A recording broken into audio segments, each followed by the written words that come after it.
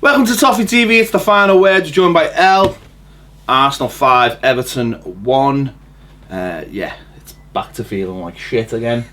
They don't give us a break, do they? Just that 10 days where we could have felt great, then we get a win, and then we get like 2 days to feel happy about it. Shower of bastards. Absolute shower of bastards. It's not mince our words in this one. Nope. There'll be no mincing at all in this of words. None. Of words. The latest in the long line of heavy twattings that we've had this season. Oh, it was a full-on twatting. There was a time as an Evertonian where I used to take solace in the fact we never got battered. You know, we were one of them teams that never got battered. You'd lose, of course, but this year it's well out the window, isn't it? Yeah. Hammerings, a go-go. Is that about the third time you've conceded 5, or fourth time you've conceded 5 or something this season? Something like that. It's the manner of it as well, isn't it? And it's the killer that you get a win, and you're looking for that consistency then. And then you get 2 days. Well, let's talk about consistency. To be honest, going to this game, I expected a 4-0 defeat because I know that Everton don't have any bollocks. Yeah, but it's because you know how we're going to set up. That's the thing. It's what's mentally behind them. It's what's mentally behind them. You could have sent Swansea there Saturday. I know they beat them the other day, but it wouldn't have been 5-1 because teams have got that mental ability to go there and go, we might beat these today, but we don't. We just go and it's 20. How can we have? Sorry, I know you've done, but how can we have 22 years without winning at Arsenal? 19 years without winning at Anfield. 23 years without winning at Chelsea. We've been in a top flight against these teams. We play them all the time.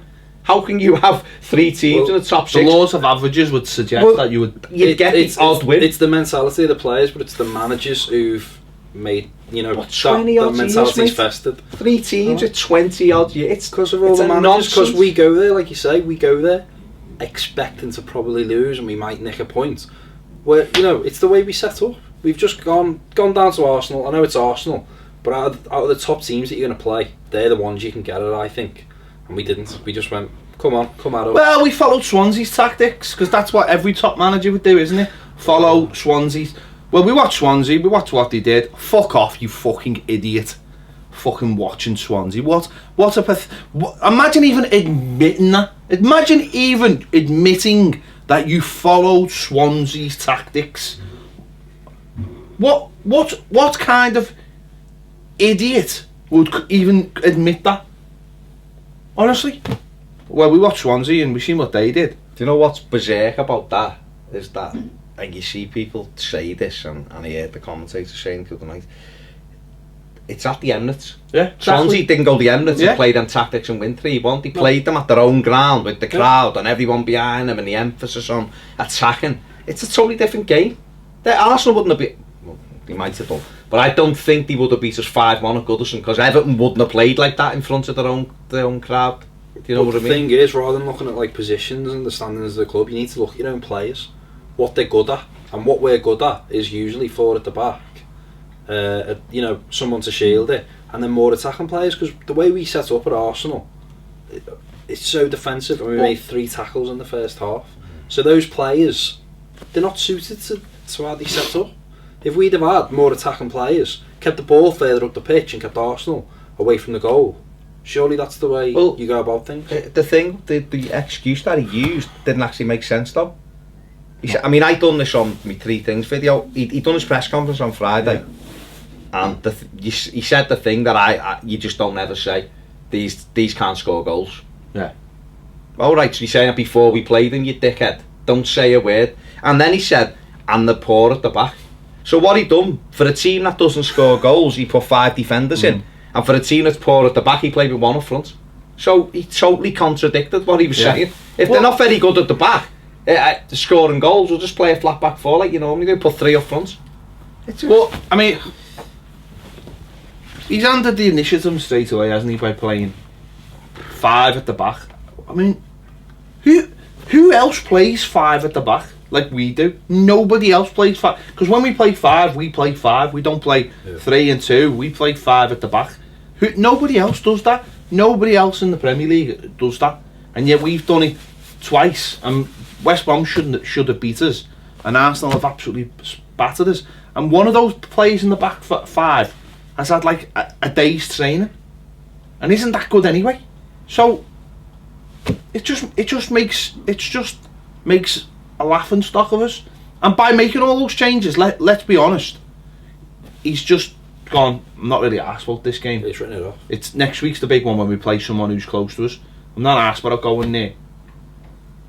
I listen, I can't sit here and be a hypocrite and say, because I've said in other games like this, we need to go into these games, for me, and be more defensive. We went to Spurs and I thought we were wide open, but to be more defensive is not putting five at the back. It's fucking bull. It's packing out midfield with players that are going to be destructive. Like when we went to Anfield, that's how you do it. You have four at the back, then you have five in front of them, and then your lone striker, and you pack that midfield. And what you say is, right, you got to break this down before you break the back four down. Whereas that wasn't there on Saturday. It was like, well, we'll just wander through the midfield and then we'll wander through the back, and it just doesn't work. It does not work with that combination of players. No. And it's for me now. If he had, I don't know, anyone left on his side, I think he's lost them with his approach. I think it's all gone. I think anyone who sort of backed what he wanted to do or backed how he was doing things, I think they've gone. Well, it's the thing. The first few weeks, he actually found things that worked, and as much as I didn't want Allardyce, I sort of got on board because I thought, yeah, it's not going to be that pretty, but there's certain things that I think, yeah, that's going to get us results. And then since like the Bournemouth game, probably he just forgot all that. Just completely thrown it out the window. And he's going, what really annoys me is he's going game to game and almost focusing on the opposition too much. And it's so frustrating, because I think that team that played Leicester would have given Arsenal more of a game. Might still have got beat because, you know, Arsenal are a good side, but I just don't understand why we can't get some consistency with it, with his team and his tactics. I mean, Coleman was ill, wasn't he? Yeah. So he couldn't play. I don't know whether Rooney and Sigurdsson had the books. I heard the rumour that Rooney and Sigurdsson had a little bit of it as well, so that's why they didn't start, and neither of them came on either, did they? So you've got to think maybe they had a touch of something. But I just think, the way we play, you know, he's put Mangala in with a day's training on the left hand side with a lad that can't play. Alright, he done alright against Leicester, Martina, but his games are few and far between when he has good games. He's not naturally left footed. He's definitely not a wing back. John Joe Kenny isn't a wing back, he's a right back. Do you know what I mean? He's an attacking right back, he's not a wing back. So you're putting lads in who don't know the positions, expecting them to get up and down.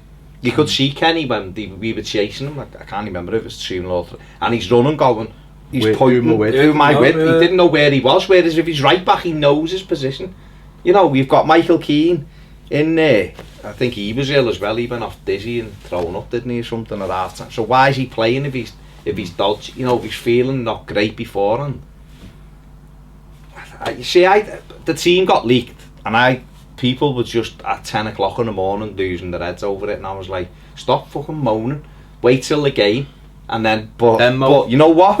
No, but that's it. They were full at 7:30. They were fully justified in things they had said. But I think we've got to get away from the negativity before. Well, I just think from me, when I saw the team this season, when we play Schneiderlin and Guys, those two defensive midfielders, you know we lose. When one of them plays next to Rooney, we tend to win. And I know Arsenal away is different to these own game. It's got to be gone. We'll come on to that. But that he's so. He comes out after the game and talks about consistency. But how do you find any consistency when you're swapping and changing players and you're swapping and changing systems? And let's be honest, our best team isn't that good anyway. You know, it's not that competent. We've seen, you know, for spells on Wednesday night it looked okay, and then when they scored we just went to bits. Yeah. So it's very fragile anyway. And then you're mixing it about and you're messing with it, and you're playing players who, you know, you're playing players like Kenny, like you've just said, in a position where he doesn't understand what his job is, because it hasn't been drilled into him what his job is. You know, Mangala's got a day's training, and you're asking him to play in this unfamiliar position with unfamiliar players against the team who attack well. Yeah, in a style that is unfamiliar to him, and you're literally just throwing all these ingredients that don't go together in a bowl and expecting them to fucking come out as a boss cake or something.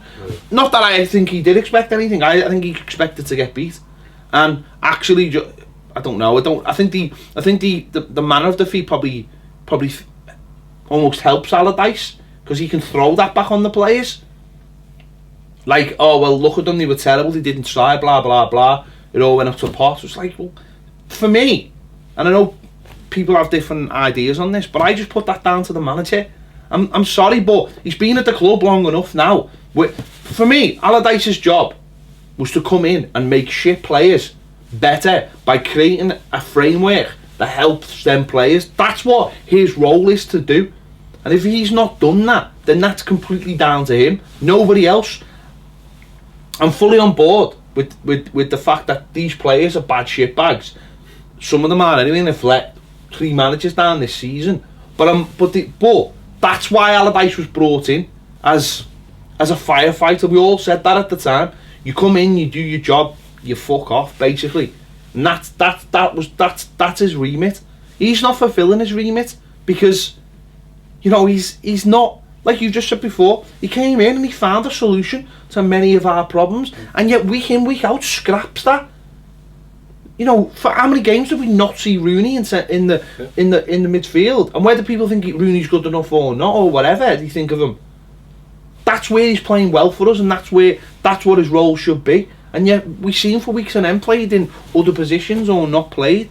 You know, in his first press conference, didn't he say? Yeah. He laughed at the suggestion that Rooney was anything but a centre midfielder. So why is he on there? But I think as well, football, it's all about relationships on the pitch, and obviously Coleman couldn't play against Arsenal, but Coleman Walcott already looks really good. We haven't got any relationships on the pitch because the same 2 players aren't able to play together. I think there was a stat on Twitter. I think he's made 40 changes in 9 games, and it's the defensive. It's been changed 8 times. And he expects consistency. Yeah, but it's got to start with him. I think the problem is with it. My dad said this, and he's right, is that he's used to working with really just limited players. Yeah. Every club he's at, it's limited, so they go in and he goes, right, just kick the ball in the stand, don't move, do that. And for those players at those other clubs where it's limited, he gets that framework that you're talking about, right, and they just do the job because they're not expected to do anything else.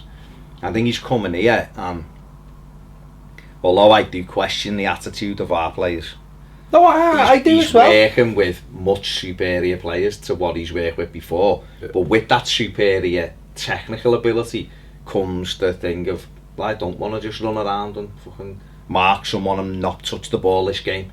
I want to get on, and that leads you to your team breaking up, which is what you see with Everton. You see people just wandering into spaces. No one's just focused on doing that job, and they're disjointed because I think they're not really buying into what he wants to do because they want to play the game themselves, and it's just a bad mix for me. It's you know, I can understand why he's frustrated because it's probably the stuff he's done at Sunderland and he's done at Palace and he's done at Bolton and he's done at other clubs has worked.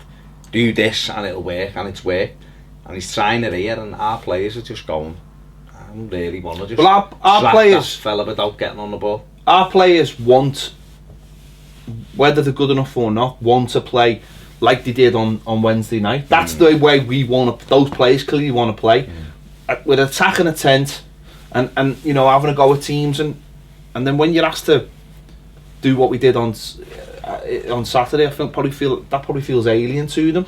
Or having 5 men at the back, that probably just feels alien to some of our players. And just, why don't you just pick a team? Just say, you know, that 4-3 shite that he wants to play, you know, that they're all obsessed with.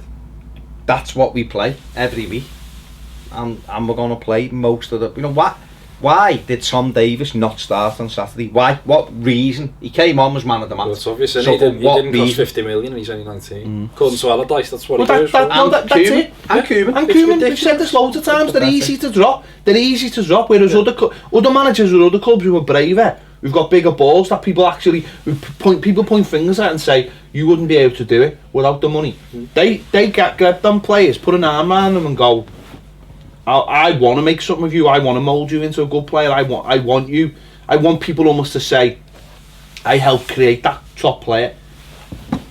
You know, I said it the other day. I think I said it on the final word about Luckman. About, I'm not sure if it went out on the YouTube. It might have just been on the Patreon.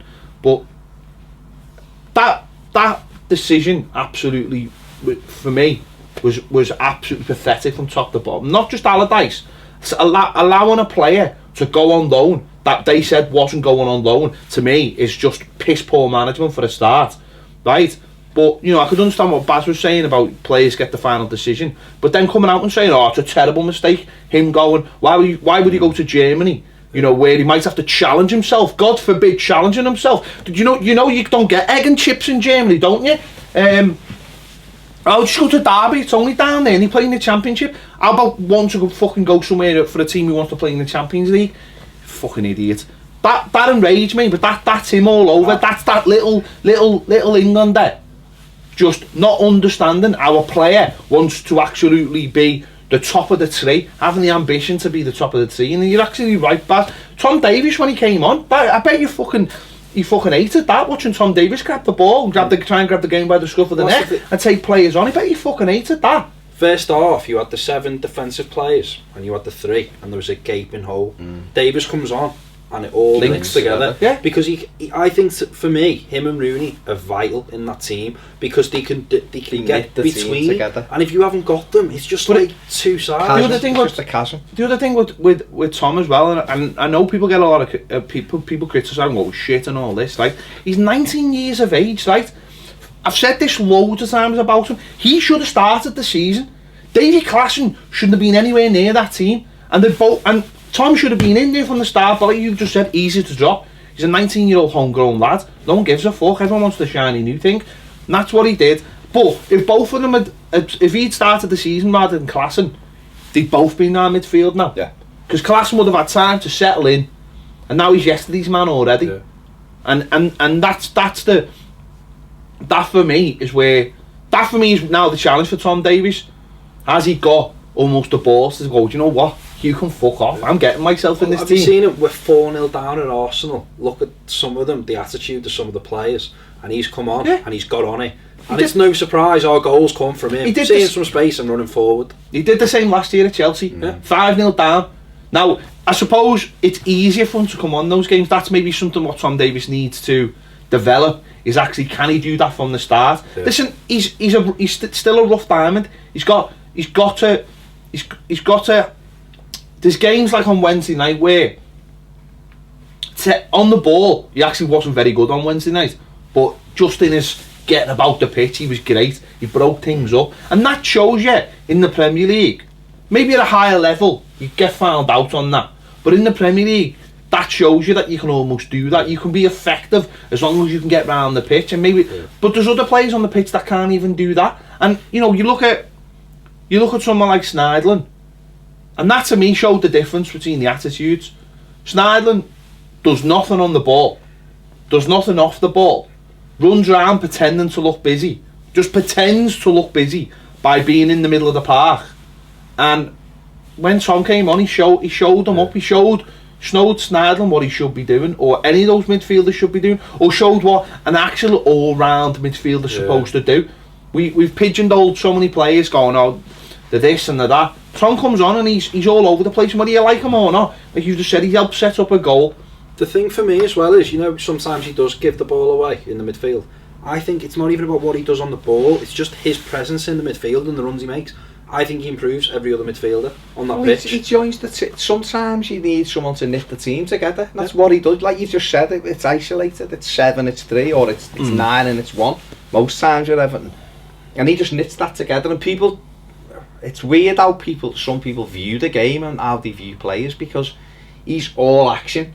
And if you had a team of all-action players, your team would be in the top 6 or 7. It would Burnley have done it. Leicester. Yeah. What did Leicester? Energy. Leicester's run around and he got Vardy, puts the ball in the net. You know, we done it with Lukaku to a certain extent. We just had somebody put the ball in the net. Other players worked hard, and Barkley was a little sprinkle every now and again. I just think Davies as well gets us 10-20 yards up the pitch just because he gets it. But it's and his thought is forward pass. Always. Schneidlin is there or there. Yeah. Everything's safe. But it's energy though, isn't it? It's energy in the middle of the park. If you're going to Arsenal, you know that they're going to be busy and they're going to dink it. They love the little knock on it and run on it. You've got to put people who can compete with them and run with them. Yeah. No point putting statues, and that's what Schneidlin is. He's a statue in the middle of the park in the Premier League, where it's about. It makes me laugh. People talk about Klaasen's not up to it. Well, fucking hell, mate. He's had 5 games. Schneidlin ain't up to it. It's fast. It's a fast league.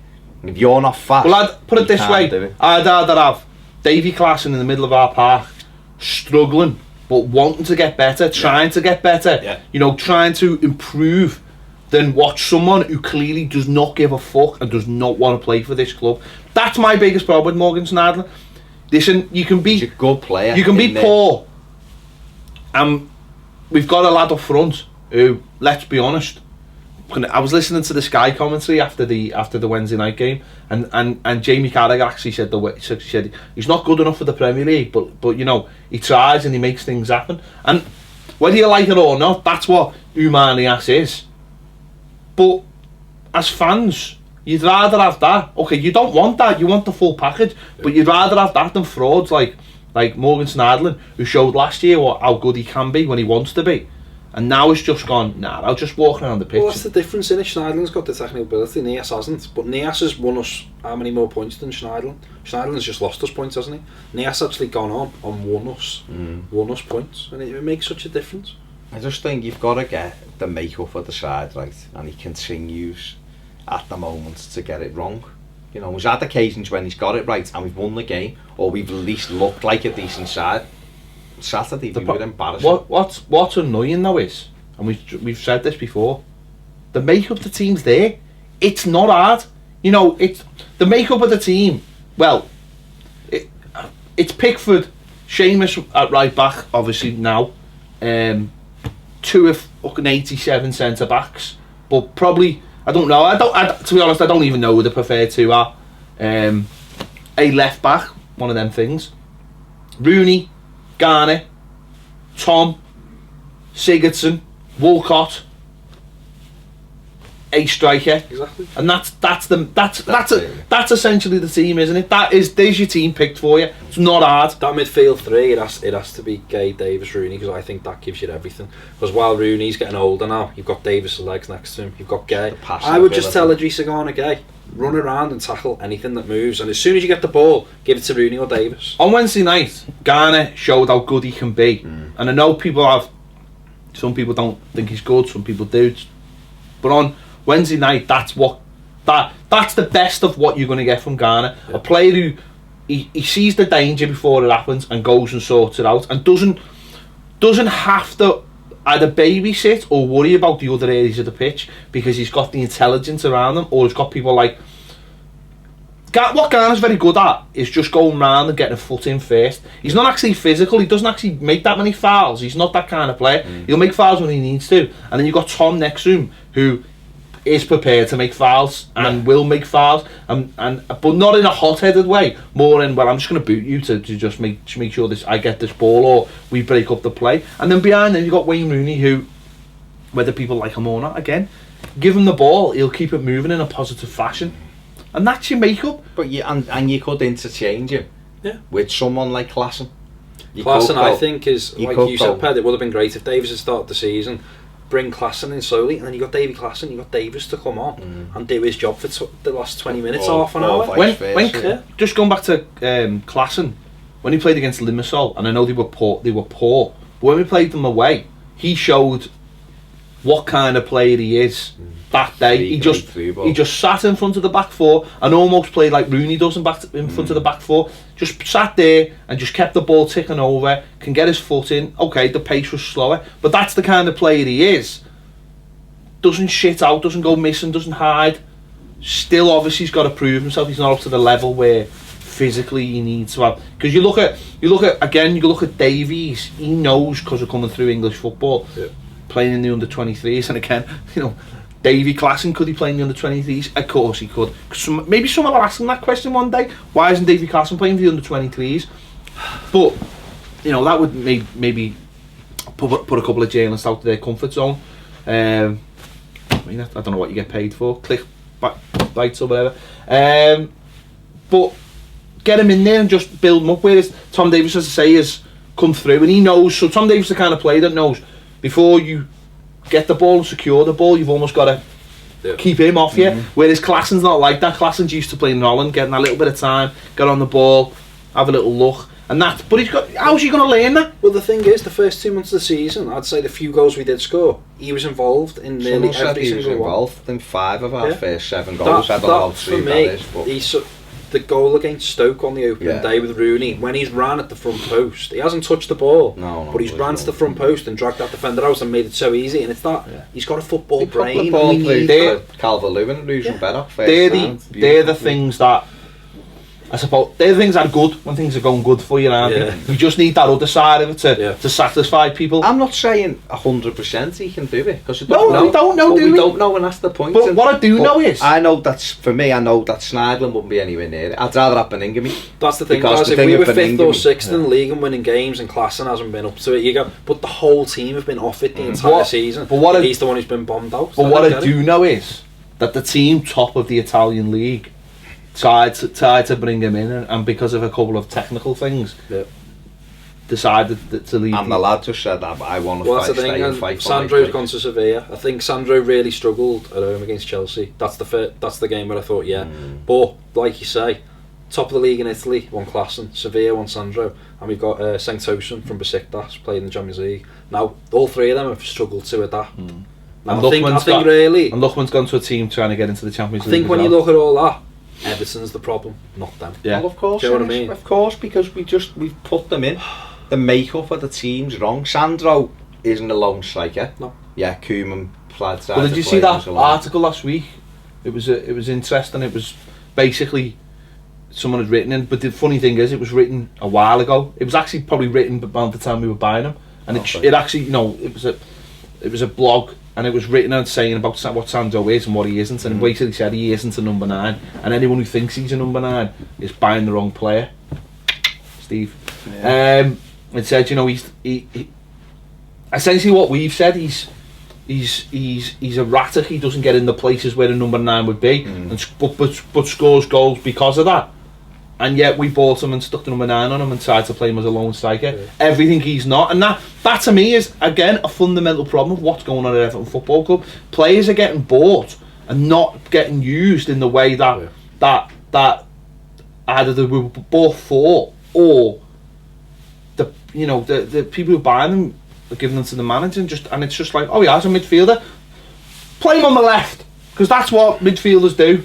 Not like, listen, this lad's technically plays in this position, build it round them or whatever, or let him get used to the Premier League. No, just stick him in there. When we were linked with Giroud, I got quite excited by the thought of Sandro just buzzing round Giroud, holding it up, and Calvert-Lewin isn't Giroud, but we could have had Calvert-Lewin as like the focal point, and we could have used Sandro more, but it was just him and Klassen were just dismissed far too quickly for me. That goes back to, we've seen Dominic Calvert-Lewin come on in the last 2 games, and I think in both those games he's proved that if we actually give 2 up front a chance, with Dominic Calvert-Lewin playing, as you just said, as that focal player and having someone buzzing around them, that's where we'd get success. And that's where a Sandro would get success, and that's where a Tosun would get success, and that's where Niasa get more success, because Calvert-Lewin, whether you like him or not, actually is fully adapted to the Premier League and knows exactly how to irritate defenders to the point where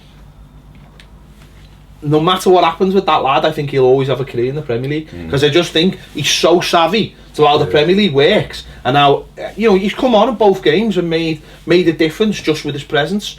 And you just those 3 strikers we just named can't play up front on their own. They just can't. No. They're just not suited to it. Tosun, when he came on, played on the left, which I think he'll play more of, but Why not have two up front? Why not? Dominic Calvert-Lewin for me, it's weird because you just can't not play him because he affects the way we play. But get someone round him. I'd have, if you're gonna go like that. You see, this is the other thing with Rooney. You see, you can interchange Rooney and Sigurdsson for that 3. If you've got my midfield would always consist of Garner and Tom Davies. Because what Garner and Tom Davies do is they get about the pitch. They get about the pitch and they're able to affect it because of those. One will block things off for you and the other one will take you forward. The person in there needs to be good on the ball. And the person who's good on the ball is Rooney. Gylfi Sigurdsson, brilliant on the ball. So he could play in there, and then that would enable you then to have Dominic. See, I'd play Calvert-Lewin off the left. I wouldn't put Toffee off the left, he's not quick enough. No. But and I feel as though he'll outscore Calvert-Lewin 5-1.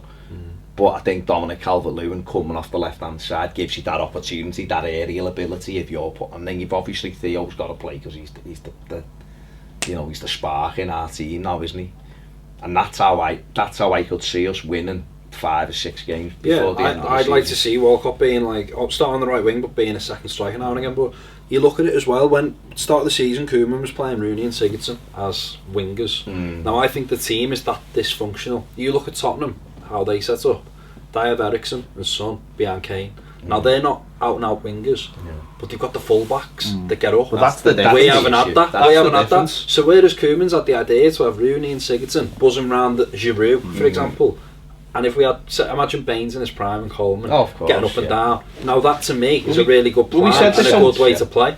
But then we haven't had it, and that's the difference. You can't go into January about the left back. We talk about the attackers and you think the attackers are the whole team. If you're lacking in one area, you can't.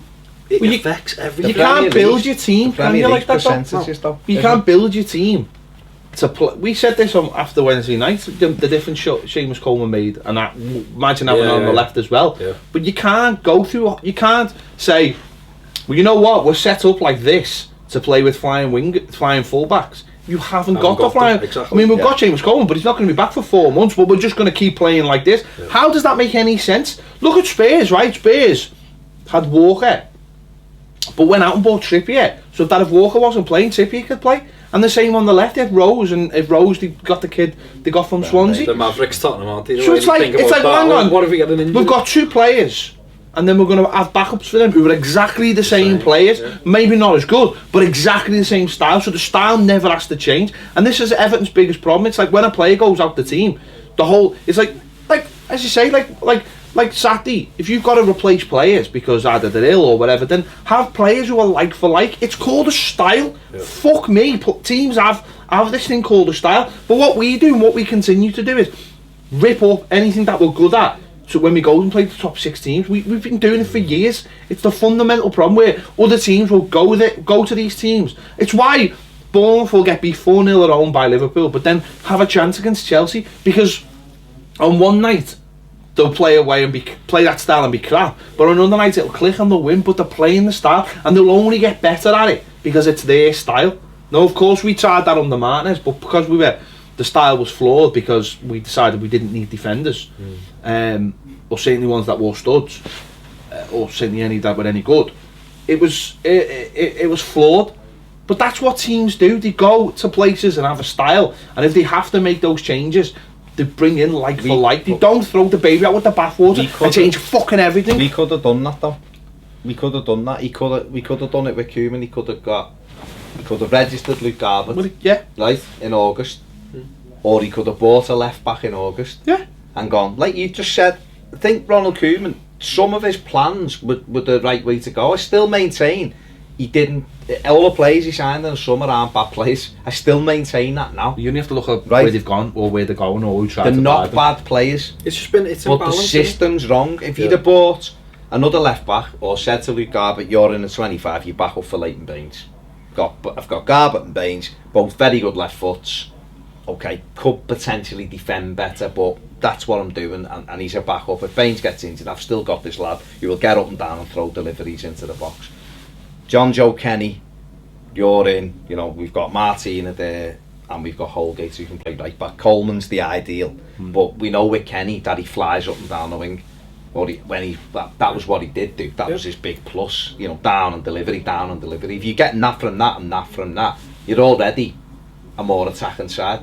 And then piece the other bits together. The centre forward and the left back is the reason why Koeman isn't still the Everton manager. If he'd have gone and got himself that and would have put up with it, would have gone, right, I want you to, but you do coming Friday, give me an answer. You're not coming, right, okay. That's what's killed the whole season. Right, I'll have him, and I'll have him, and gone and got them. He'd have had this framework in place, and we'd have been somewhere else. Well, and now, we need to be doing it. Seamus Coleman's back, like you just said, the other night, incredible. Yeah. But we've still got a lad at left back that can't use his left foot. Interesting you just said, but it's not just mistakes like that, because, you know, you mentioned Garbutt there, and, okay, I'm just taking Garbutt for instance, but he's a key thing. You look at Robinson at Liverpool, right? Who I wanted 18 months ago. I think he's a tremendous player. But they didn't throw him straight in, right? They let him develop in 6 months. Said, you're going to be training with all our players. Imagine training every day, and you're going up against Mane and Salah, and you're learning the fundamentals of how to. You're not going to face a better three than that. So Klopp, Bobby Firmino. You know, he's fucking great, isn't he, mate? I don't give a fuck. He might look like an absolute gobshite, but what a centre forward he is, by the way. Right. So you're training every day against those players, right? So, number one, he doesn't register Garbutt. But if he hasn't got any left backs, but imagine if he registered Garbutt and just said, well, hang on, I don't think you're going to play that much, but you're our only left back, so come and train with the first team, lad. And we'll say, nah, it's not quite the same comparisons, is it, who you're going to train against? But at least you're training every day. Whereas Garbutt's training with the under-23s, in his comfort zone, not being challenged, not being pushed, not being developed to be a better player, right? But if he's in the first team, he's being pushed, and we mightn't see it day one, we mightn't see it day two, we mightn't have seen it till Christmas, but we might have seen it when we needed him, January time, just in case. Well, just in case Leighton Baines gets an injury, you've got a kid there who's been training every day, where the manager can push him, can assess him, can see where his faults are and go, I'm going to try and make you better. Because fundamentally, that's all a manager's there to do, is coach players and make them better.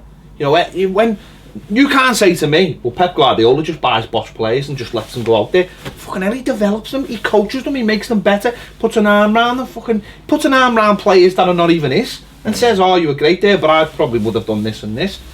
And that's for me where the biggest faults are this season. Not seeing the long term thing and going, well, we might need a left back, but we need a left back training with us actually, just to try and make him better. That was the problem with Koeman, he was too quick to discard players if he didn't fancy them. Because not being in the 25, how one left back and you've got one in the look at players like, look at Tom Davies, look at Dominic Calvert-Lewin, and look at their progress. Dominic Calvert-Lewin's the biggest example for me. Him training day in, day out with the first team.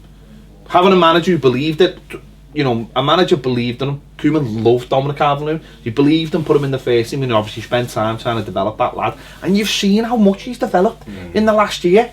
He's developed so much about his all-round game. I think all his best games have been away from home against the big sides as well. Because although the team hasn't done that well, he's done his job. He pisses people off. Yeah. But he's in a perfect example of getting a kid, putting him into the team, and putting him into training every day.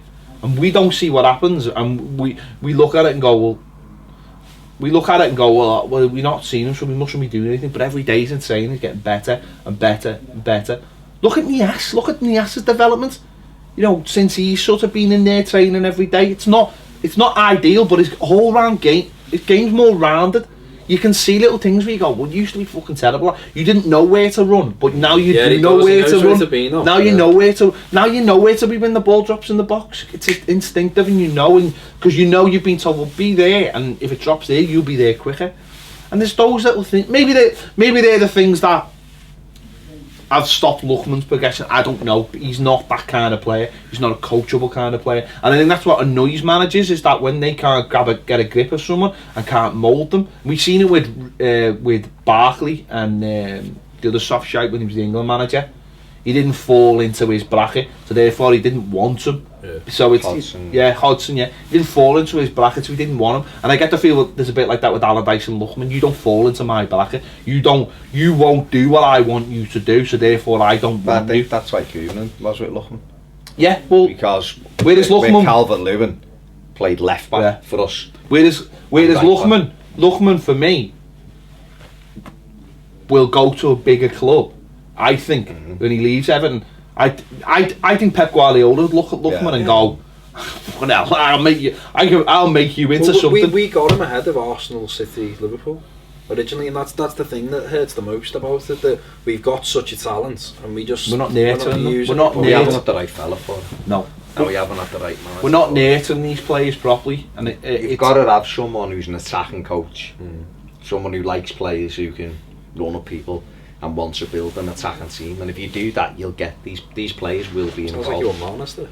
No, but that's I would want Martinez if he'd looked after the defence. This is what pisses me off more than anyone, Martinez. Yeah, because I know a lot of people now are sort of course correcting or revisioning time with Martinez, but don't forget how bad it was under Martinez in terms of he did not want to defend. He did not want to defend, and that's what annoys me more about the Martinez era, is that it could have gone so good. There was big holes in his plans though. Tim Howard. Yeah, of course. The Tim Howard thing, sense of allowing John Stones to do whatever he wanted, whether it cost us a goal or not. Passing it at the back 5 million times was shite, and we were too slow, and that was the thing. And I just don't forget as well. Don't forget some of the players he bought were absolutely shite. Like really shite. Like never took us. Like you think Arthur Koeman's problems were having to get rid of his players. But we digress. I mean, going back to the game, why at 3-0 didn't he go right? This needs to be stopped now. It's 20 minutes into the game.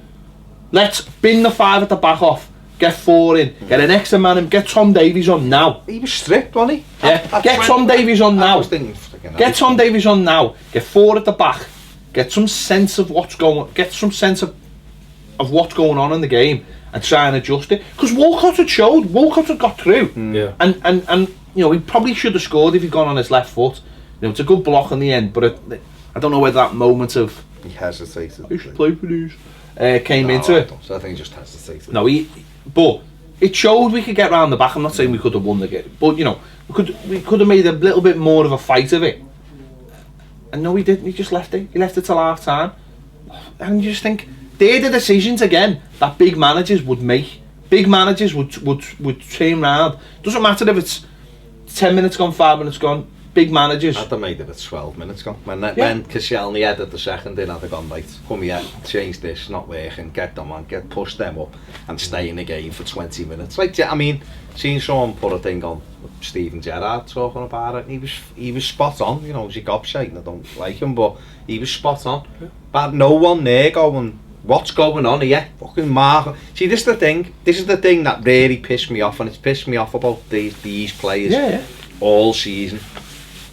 The amount of times we've collapsed this season, goal in a short space of time, they just don't run with people. Whatever team you've played in, you do your job.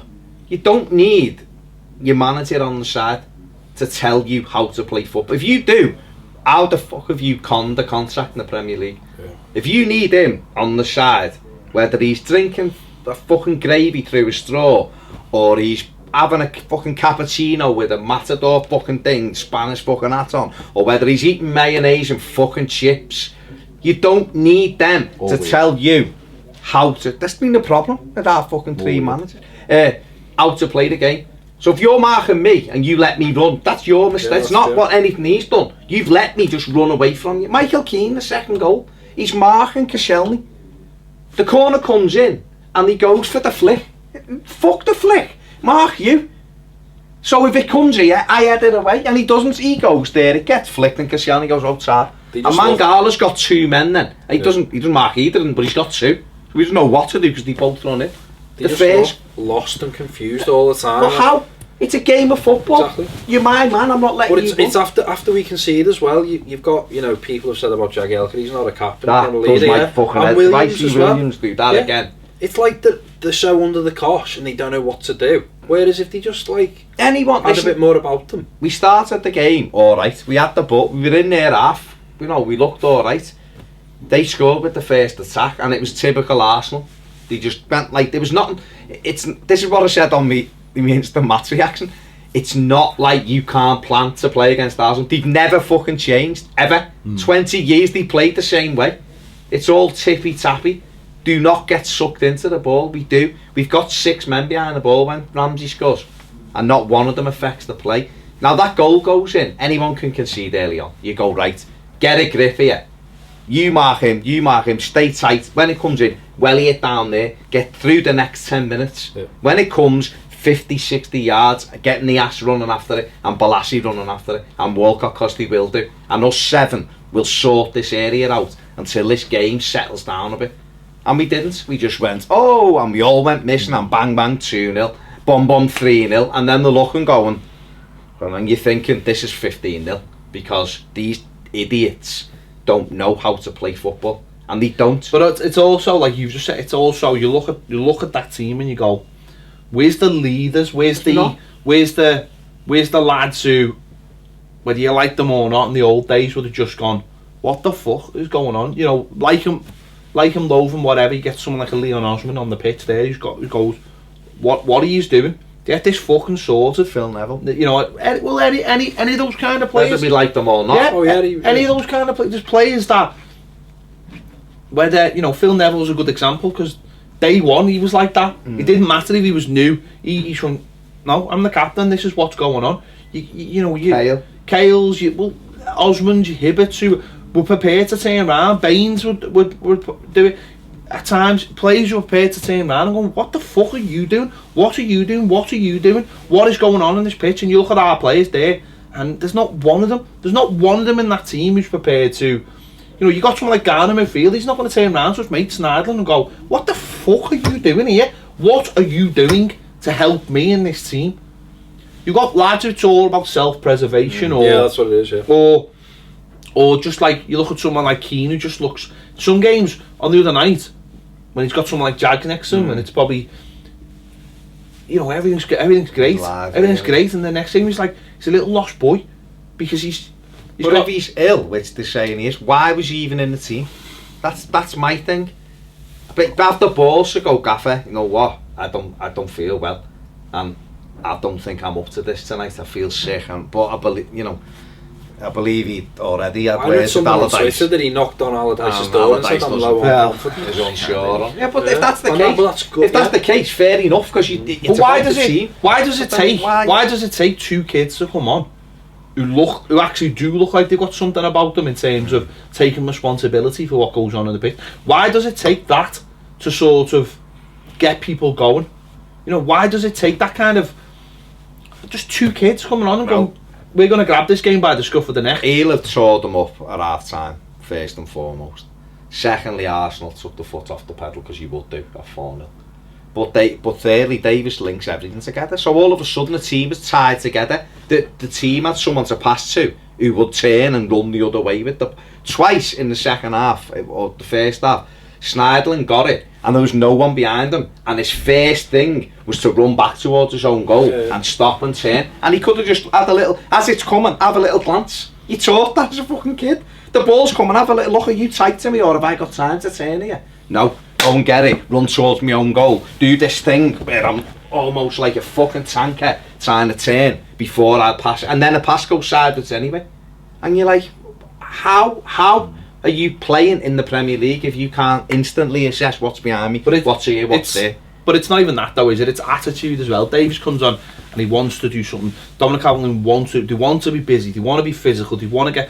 No other player on the pitch is doing that. No one. But it you know, it goes back to, like you're saying, like Ashley Williams, the most experienced player on the pitch in terms of age and stuff, and he goes hiding. You don't see him. Why isn't he pointing fingers at people? Why isn't he going? I hate, after we concede, every player is either head down or just walks, and there's no communication. There's no. Was it John Joe Kenny deflected he went to clear? Was it Southampton? Went to Leicester went to clear it. It's gone in, and he's just left on it. It's just, he's a young lad. No one went to come on. It's just, Kenny's there are a bunch of strangers. There's no team spirit whatsoever. There's no team spirit. You can see that. There's nothing. McCarthy the other week. No fucker went over to him. Martina and Leon as well. There's nothing. There's no team spirit. There's no camaraderie. There's nothing. there's the young lads who've got it because they're there together, because they're fighting together. Yeah. You know, here last week when they were off, they all went down to Keelan Darlin, Nottingham Forest. There is that, you know, there's that feeling, but there's no one else, because it's just it's a mishmash of all these new players over 2 years who've just been thrown into and it is all about self-preservation. That's all it is at the moment. No one wants to be the one that stands up and goes, what the fuck is going, because I suppose for most of them they can't do that because there's no consistent performer. Like, you know, in the old days when, you know, even when we watched shite, you'd have players like Watson who would be faultless every game. You'd know what you were going to get from them every single game. 8 out of 10, 7 out of 10 every single game. You could turn around and go, what the fuck have you done? What have you done? What have you done to our players? You like turn on like the people supposed to do something for you, like the Limpar or someone like that, and would say, you know what, until you fucking get this you get your game sorted, I'm going to have a go at you every single game. To the point where they did start having a go, and they still did start affecting the game. We've got no one like that in our team, because, well, and that comes again from consistency though. That comes from players not playing week in and week out. That comes from there not being one centre back who plays every single. I mean, there was a time when we thought Michael Keane would play every single game. But it comes down to there's no consequences either, because if you have a good game or a bad game, you don't know how validate. That's the thing. You don't know validate. But as well, when going back a few months, when the board are saying expected defeats, then when you do get tonked 5-1 by Arsenal, what's the consequence of it? Because you look, well, the owner said a few months ago that that's nothing. Probably expected. Well, he said himself, didn't he? He's almost said himself that he was expecting to lose.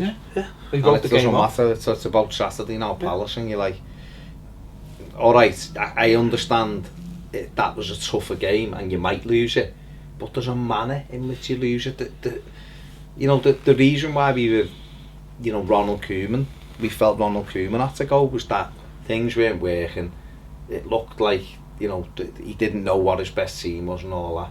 So he had to go. Unzi come in and play the shape every week. It was the same, and okay, it didn't really work. But to be fair to Unzi, most of his games were away from home, and we're shite away anyway. He won the 2 Premier League home games that he had. He won both of them, So, but it didn't really work for him. And then Allardyce is coming, and this is the fella that supposedly wanted the smaller squad to just go, there's your starting 11. And I'm sorry, the first few games it was the same team, and we were winning. No one could get in it, and it was like, well, you can't moan because they're winning every week. Alright, 1 or 2 subs might have changed, but the team was the same. And then we go to West Brom, and he plays 5 at the back, and he goes to Bournemouth, and since then it's just been all he's doing now is what Ronald Koeman was doing, which is literally just going, these lot this week, right, no, that was shit, right, use lot this, and but what annoys me and all of that is that the likes of Klassen, Garbutt still aren't getting a look in, and these players Vlasic's plays, starts a game and it's fucking nowhere. That's what I was going to say. When's Vlasic due for us? Palace. Oh, is that when he's due? Oh no, sorry mate, no, it'll be Stoke away. He'll just come in, he'll be in for the starting line of captain, because that's what happens. You can't get in the 18 and then starts. So that to me is... He'll be getting nicknamed Tampon soon, won't he? No, you're right though. You're right. That's the fundamental. That's the fun. Manager comes in, stamps his authority, says we're going to play this way, we're going to play this system, we're going to work on it week in, week out, day in, day out, and training. Right? I'll drop this player in, that player out. When I need to, I'll put this player in, that player out, this player in, that. That's what I'll do. No, not with this fella. This fella, it's just fucking all over the place. 1 week is holding midfield. But he did do that. No, I know that, and that's what makes it worse. Yeah, that's what makes it worse. Is that, and we all jumped on board because we seen a plan, an idea that was getting the best out of our players, and then at West Brom he just ripped it up because it was almost like, we're safe now, son, leave it. We'll go to West. And I understand over that period it was Christmas and they had players who were injured or ill or whatever, or fatigued or whatever. But you keep the fundamentals and you live and die by your fundamentals as a manager. But it's almost like, well, I'll throw it back on the players because it's their fault. But it's not. You've got to, if you have. For me, I think being a manager, I'm not saying it's easier, but if you have a system that is your number one thing that you'll go to, then you live and die by that. And he hasn't done that at us. He just keeps on ripping it up. kids need consistency. Most players out of form need consistency. They need to play themselves back into form at times. You know, that's how many times have we watched like Everton or something and gone, fucking hell, why is he playing? And they just slowly get themselves back to form, and they could become the player that you knew they were. And yet some of our players are just like, they never get that chance because they're in, they're out. Let us know your thoughts in the comments. You always do. You know, stop fighting as well between yourselves. And don't mention L's beard either. Leave him alone.